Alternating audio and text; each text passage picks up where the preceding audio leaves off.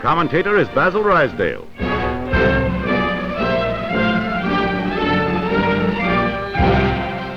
Manila, faraway United States possession, capital of the Philippine Islands. Here in the heart of the tropics are broad avenues and stately buildings. Its high state and civilization is closely knitted to the American way of life. Here, too, stand old forts, reminders of the days of Spanish rule. Manila, declared an open city, but destined for ruthless attack by the Japanese. As though rehearsing for the main drama in a tragic play, the Japs first try their cunning and prowess on the small, defenseless island of Hainan in nearby waters. The strategy of the invaders is not to destroy any military bases of value, but instead to crush and disorganize defenseless peoples, to shatter their morale, their homes, and demolish their cities and towns.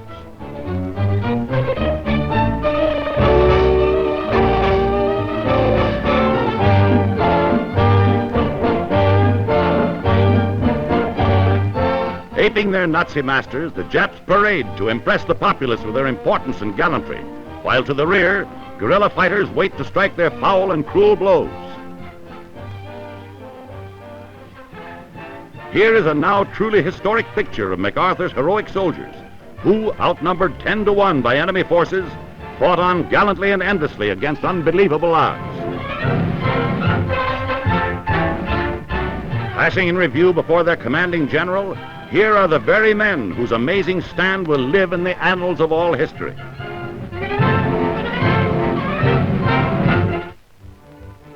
December 7th, 1941, the tragic hour.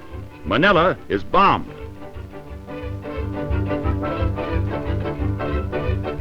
Frantic last-minute efforts to protect life and property from the sky attacks of the ruthless invader. Moments of terror in the defenseless city of 600,000 civilians.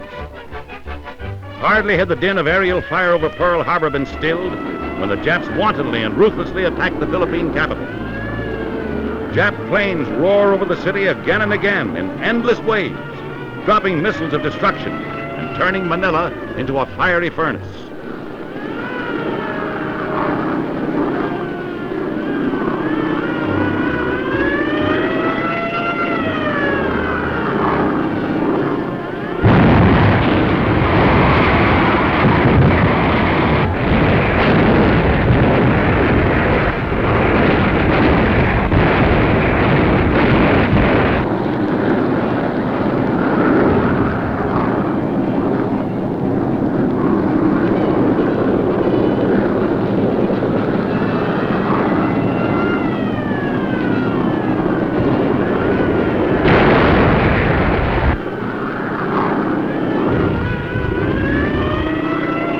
Savage Jap bombers find targets even in the House of Peace. Destruction at every hand as fierce fires burn houses to the ground. In the nearby town of Barry Paranqui, the aerial attack is most severe. The Japs, following the Nazi technique of terrorism, choose residential districts as military objectives. Similar devastation is caused in the marketplace of San Pablo. The raids continue without interruption until the dawn of the new year. The tall brick chimney is leveled to the ground. Nothing is spared. The Japs bring their ruthless warfare to American territory, the land that America has administered for 43 years, the only Christian nation in the Orient. Thousands of terror-stricken, helpless refugees are evacuated from Manila and its suburbs. By striking simultaneously at Singapore, Britain's stronghold in the Far East, the Nipponese objective is to prevent any aid going from that quarter to the Philippines.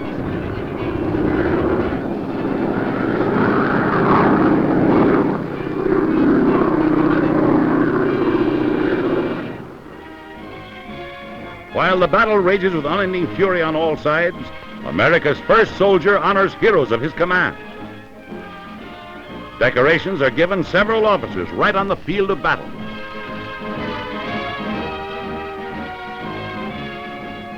Across historic Manila Bay, MacArthur miraculously transported his men to Corregidor, to Bataan, braving enemy attacks from the air and sea.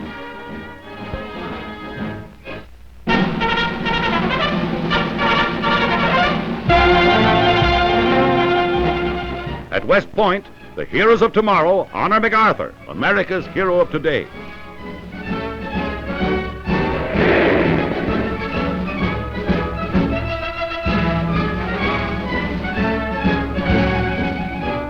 In France in the First World War, the fighting young brigadier who became a general is decorated with a Distinguished Service Medal by General Pershing.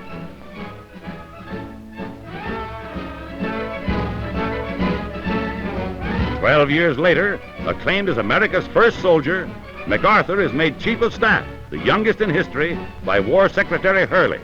MacArthur, now a 4-star general. MacArthur's army of the 1930s, it needed planes, tanks, and motorized divisions. In vain, their commanding general pleaded for them. To France again in 1931 to review maneuvers on the very fields where MacArthur himself wrote military history.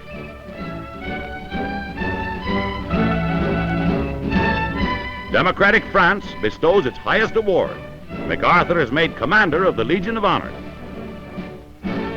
In Germany, where he once commanded the American Army of Occupation, MacArthur observes the growing military power of an enemy he helped to defeat, a study that will stand him in good stead in days to come.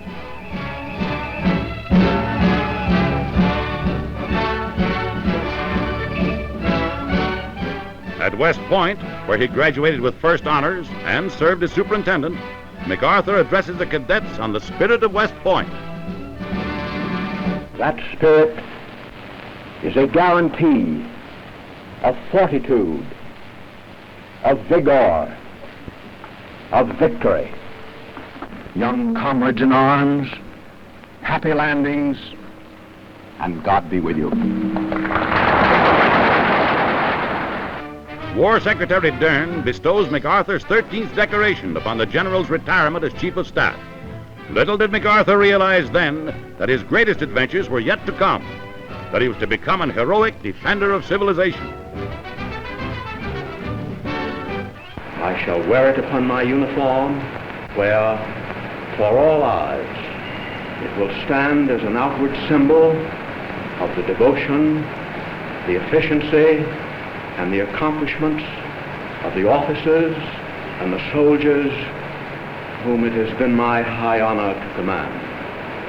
For them and for myself, I thank them. His last picture in the Philippines, a brave soldier who wears his honors with modesty. On March 17, 1942, journeying through enemy-infested skies, MacArthur obeys the orders of his commander-in-chief, from the Philippines to Australia, there to become the United Nations Forces commander. Sydney and Melbourne, typical Australian cities, are now his greater responsibility in a land as large as the United States. Here, as in America, and throughout the free nations of the world, hundreds of millions look to MacArthur in the offensive battle that he will lead to the enemy's very lines.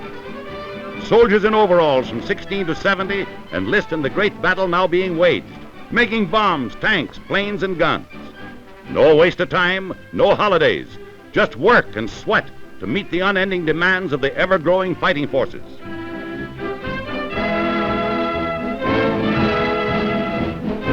Australia's armadas must be kept flying in ever-increasing numbers, more and more planes, that Australia's defensive may become Australia's offensive. To make more guns for the gallant Aussies to carry, to fill those guns with ammunition, to face a total war until victory is won. And to MacArthur and his gallant fighters who will carry the fight to the enemy, America will deliver in a constant flow ships, guns, planes, and tanks. America and Americans will not fail General Douglas MacArthur.